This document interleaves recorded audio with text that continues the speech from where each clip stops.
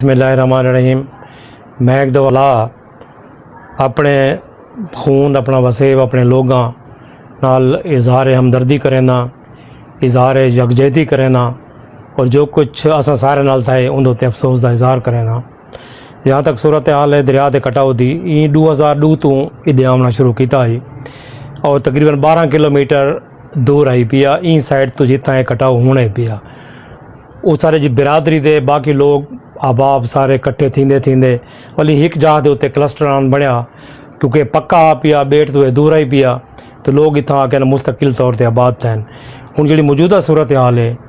तो ये कुछ अरसे तो पर 2-4 साल तो भी इतों कोई 4-5 किलोमीटर दूर आ पिया वा तो ऐसा ऐसा आना शुरू कर दिता। फिर ज़्यादा जी इंदी शिद्दत आई है ना पिछले साल आई है जेडे स्टट बंद त्रुटा है पुल का लिया तौसा ब्रिज का वो वाला स्टड क्योंकि तामीर थी गया तो कटाव रुक गया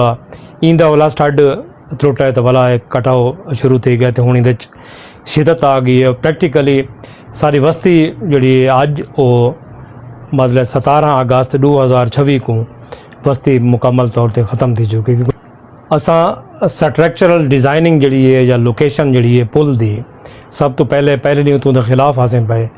सब तो ज़्यादा डैमेज जड़ा है वो स्टड साको किया है जोड़े 2 दफ़ा त्रुटा है। दूजा है कि साढ़े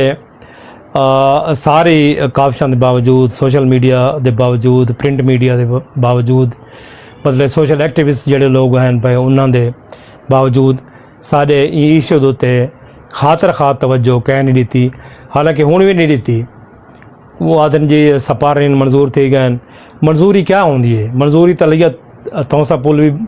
बनी खड़ी है अप्रोच रोड नहीं बने मतलब पैसा 150 तो कोई शायद उतना सटी वैसी जो हल है पिया एक तो इहा है पिया बहु अर्ली इवैक्यूएशन की वे लोगों को उतना सही तरीके ट्रांसपोर्ट नाल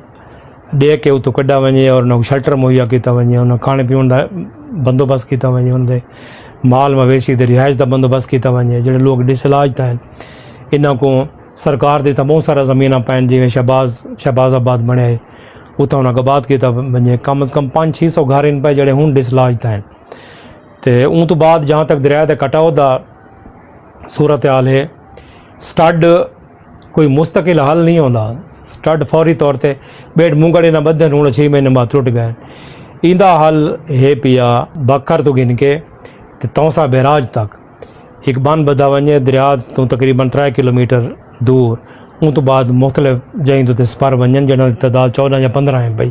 तो मुस्तकिल तो दरिया का कटाव रुक वैसी।